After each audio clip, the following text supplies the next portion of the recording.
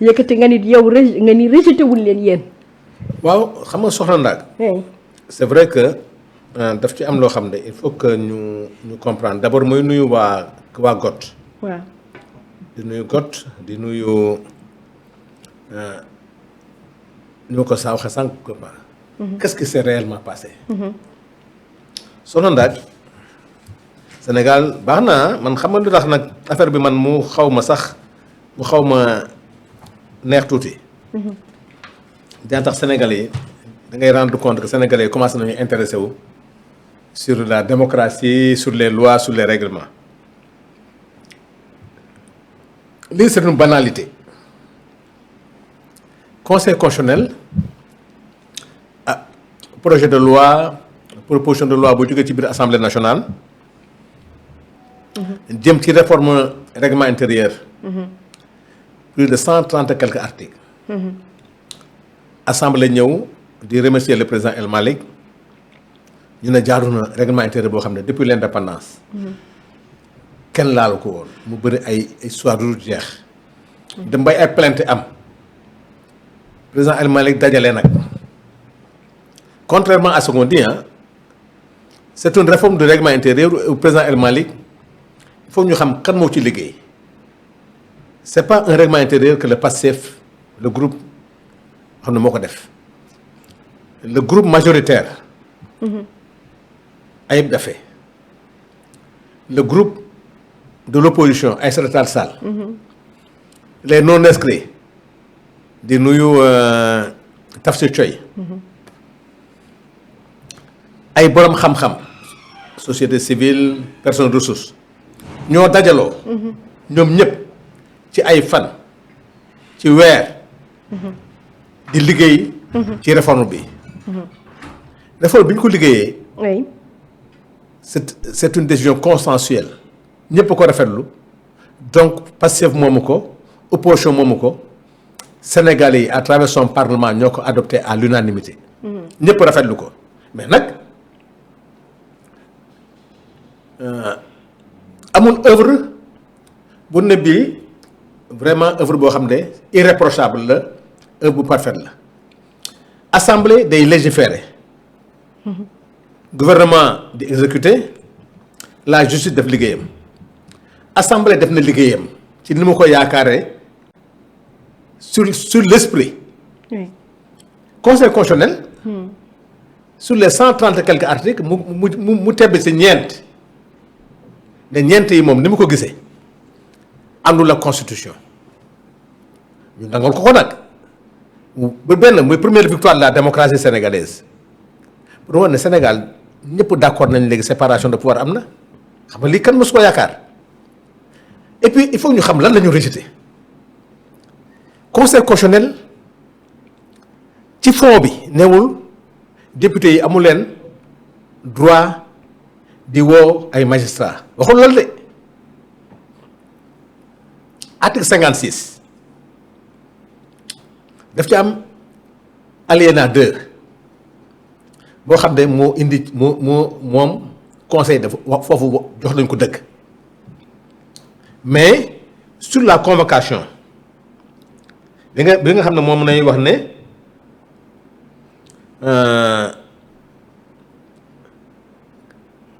que l'Assemblée mun na déglu ay magistrats sur l'autorisation du ministre de la justice foofu lan moo tax mu def ko dans l'esprit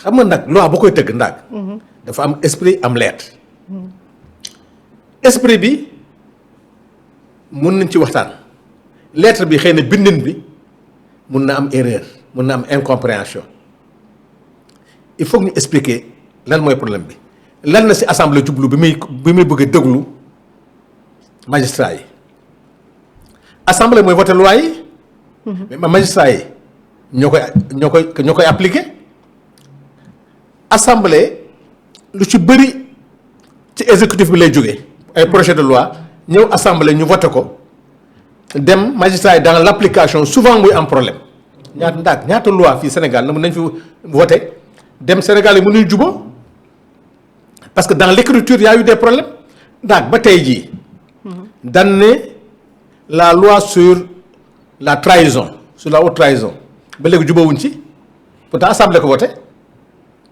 xam nga ko voté du assemblée. mais yéen a bindul lu leer. ah assemblée bindul lu leer. leer na pourtant. haute trahison. waaw yéen ngeen di wax ay waxu serment. yéen waaw foofu loolu xam ngeen nga koy justifier. waaw effectivement léegi nag ndax oui buñ ko leeraloon bu baax a baax bu doon ñun waxtaan nañu ak magistrat yi. oui ñu yokk leen ci lii wala def leen ci lii nul ne peut faire plus de tant de mandats consécutifs niñ ko bindee bu doon assemblée tey ñu ne am na projet de loi yu bëri yu nar a ñëw assemblée nationale jaadu na assemblée nationale di déglu magistrats yi pour échanger ak ñoom parce que assemblée commission d'enquête mënul sanctionner mënul mu xamul ma def déglu la mën a def am information échanger ak yow mu ñëw maintenant lan moo tax article bi am problème mooy deuxième alinéa bi parce que deuxième alinéa bi dafa jël lépp parce que commission d'enquête mën na déglu ndaag oui mën na déglu DG mën na déglu citoyen mën na déglu magistrat mais alinéa 2 bi moo am problème parce que alinéa 2 bi dafa ne président assemblée nationale mun na su ñu woowee nit waxoon magistrat bu ñu woowee nit su bañee moom mu requérir les forces de défense et de sécurité pour ñu jëli la. police wala gendarmerie. gendarmerie. oui mais les officiers de police et de gendarmerie ils dépendent du parquet du ministre du magistrat kooku mënu jëli foofu nag ne conséquentionnel loolu c'est anticonstitutionnel loolu ñu d'accord ko xëy na loolu bi ñuy def disposition boobu ça ne concerne pas les magistrats bu doon partie bi concerne magistrat wala partie bi fi ñuy wax naan le président national peut requérir la force armée et toutes les autorités dont il juge concours nécessaire selon la procédure de l'alinéa 2 foofu. bu ñu ci boole woon sauf les magistrats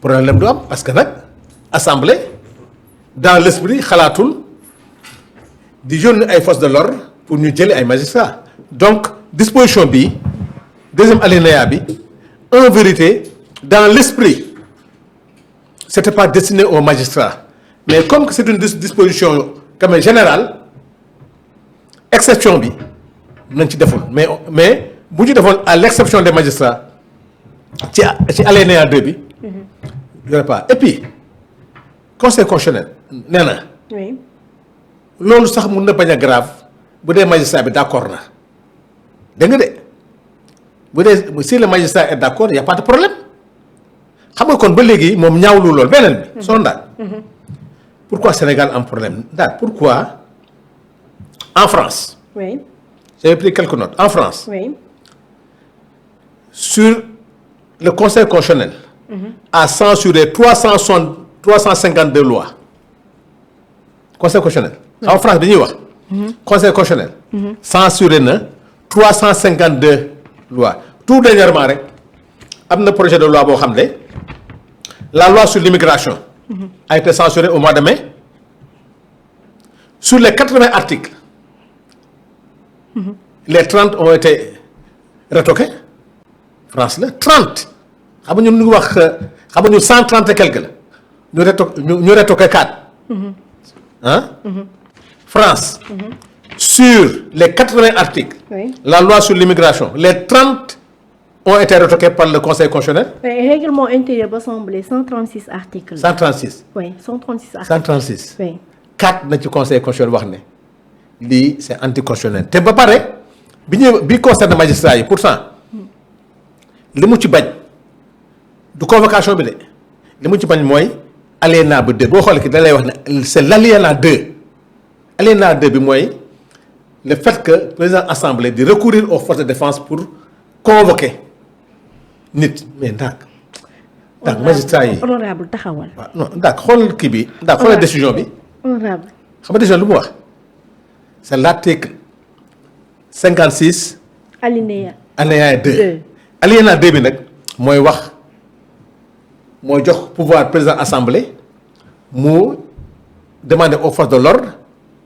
mu ñi nga xam dañoo bañ a wuy si ñu jëli leen mais kooku bi ñu koy bind dans l'esprit c'était pas destiné aux magistrats mais bu ñu ci yokkoon benn dispositif bu wane ne sauf les magistrats l'article le deuxième alinéa ne serait pas rejeté waaw bien que nag. mais yéen bi ngeen koy bi ka assemblée di. bind di bind honorable waaw mais ñëpp xamoon nañ ni destinataires yi mooy magistrats yi nag yow tamit. déedéet mais lan moo taxoon ngeen jël benn communication jëm ci sens boobu. yéen a opposition bi. yéen a avant opposition bi yéen a ci doon communiquer. oui. l'article 56 xam nga mu wax. waaw. la commission d'enquête. fait citer devant elle par voie d'huissier toutes les personnes dont l'audition lui paraît utile toutes les personnes. donc c'est pas les magistrats toutes les personnes la wax directeur de manière générale ministre ñëpp la article 56 mais di indi coow du premier alinéa bi mais deuxième alinéa bi mooy problème premier alinéa bi lan la wax dafa ne la commission d'enquête fait citer devant elle par voie d'huissier toutes les personnes dont l'audition lui paraît utile elles peuvent aussi être convoquées par simple lettre recommandée ou tout autre moyen toute personne parce que ci biir article 57 bi. wala article 53 bi. 53 54 55 yooyu yëpp. moo may assemblée léegi mu permettre képp ku mu soxla une la beneen disposition bi xam nga lu ñu dindi que assemblée nationale amul droit bu recevoir kenn en commission d'enquête. di la juger wala di wut ay qualificatif amuñu lu ñuy qualifier. on ne qualifie pas mais naturellement noonu la yéen war leen am. waaw effectivement loolu aussi dafa nangu non du waaw mais. l'assemblée du prérogative que muy qualifier ay infraction mais day déglu rek ndax dafa am lu xew Feeling Dakar. assemblée woo ndax. ñu toog laaj leen ndax qu'est-ce que s'est passé à Feeling Dakar. di laaj bu la laajee pare nag. am information yëpp bu ñu neexee information yooyu ñun ñu jébbal ko acquis de droit assemblée def résolution jébbal ko acquis de droit mais assemblée amul droit di qualifier amul droit di sanctionner amul droit di def nangam loolu conseil d'accord na ko conseil d'accord na ne rejeté na ne assemblée amul prérogative di dindi droit civil wu ndaak wala droit civil Samba Dione yooyu dañ ko accepter parce que assemblée en vérité ce que le conseil a dit mais nous l'acceptons le conseil la commission d'enquête ne juge pas mais la commission d'enquête war na mun a xam ndax est-ce que xam nga leen l'exécutif ne représente pas le peuple la justice ne représente pas le peuple. Absolument. La justice est rendue au nom du peuple et pour le peuple. Qui représente le peuple? L'Assemblée nationale. L'Assemblée nationale. Législature. kon Assemblée nationale rek. oui.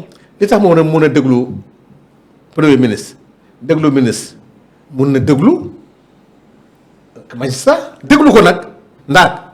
je veux mu clair déglu ko ne veut pas dire que di leen enquête ci ay loo xam ne dossier bu ñu gère non déglu bi ndax pourquoi nit ñi mënuñu yaakaar ne la justice peut collaborer avec le parlement kii vote loi ak kii exécute loi wax dëgg yàlla war nañ toog di waxtaan maintenant dafa am loo xam ne nag anomalie la nit nag mën na bind texte ci texte bi mu am problème nee naa la en France la loi sur l'immigration bi ñu def en mai 2025 80 articles 30 yi dañ ko retoqué da nga wax naa France ayuñu pourquoi mu am France amul coow c'est une banalité. waaw mais c'est une banalité. mais attendez honorable Sow xam nga comparaison n'est pas raison. ah si parce que France déglu xaar mu ñëw xam nga France ñoom min nañ lu ni. d'accord foofu d'accord naa. honorable waaw France. dañ ko min nañ. waaw. Assemblée nationale bindi loi. conseil constitutionnel rejeté ko. ñoom loolu min nañ ko. min nañ ko balaa mais léegi xam nga lan moo tax problème bi am. lii dafa bokk si c'est une li naan c'est une première. d'accord naa yow. loolu nag mooy wane ne rupture am na ci pouvoir Diomaye ak Sonko kenn mosu ñeme. kon pouvoir bi Diomaye ak Sonko. waaw seen pouvoir bi mooy wane ne daal yaa ngi interprété non daal Diomaye mooy Sonko mooy Diomaye. ñun noonu lañ koy waxee. xam nga ñun moom interprété wu ma dara. waaw ndax kaa yi neexu leen mais c'est le pouvoir de Diomaye et de Sonko ñoom ñaar ñoo ko wax. loolu moom gars yi nag dañ koy bañ de. Diomaye mooy Sonko fu ñu tudd Diomaye dafa tudd Sonko fu ñu togg Soumaye dafa Diomaye loolu moom. mais Pastef dafa xaw a temps yi dafa xaw a non du opposition temps yi yéen seen biir am problème xam dinañ ci ñëw sax. waaw dinañ ci ñëw mën nekk ci conseil ba pare conseil bi mooy ndaag oui bi considéré bi nga xam ne moo concerné magistrat. ndaag dans l'esprit ndaag lan moo soxla ndaag lan ngeen soxla ngeen xam lan moo tax assemblée maa ngi dégg léegi et puis man dafa laa koy wax lundi je vais saisir le CNRA.